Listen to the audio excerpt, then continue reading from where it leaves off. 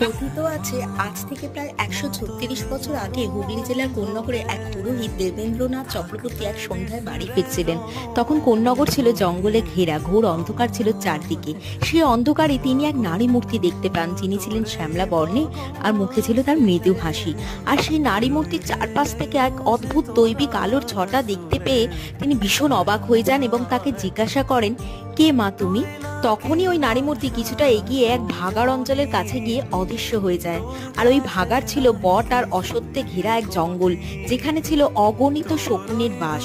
তারপর দেবেন্দ্রবাবু সেই রাতেই ওই নারী মূর্তিকে আবার স্বপ্নে দেখতে পান এবং ওই নারী মূর্তি তখন তাকে নির্দেশ দেন যে গাছে অনেক শকুন বাস করছিল ওই ভাগাড়ে, সেখানে তার নিচেই যেন তার মন্দির প্রতিষ্ঠা করা হয় এবং তাকে পুজো করা হয়। সেই নির্দেশ মতোই দেবেন্দ্রবাবু সেখানে তার মন্দির প্রতিষ্ঠা করে পুজো শুরু করেন, আর তিনি হলেন আমাদের মা শকুন্তলা কালী।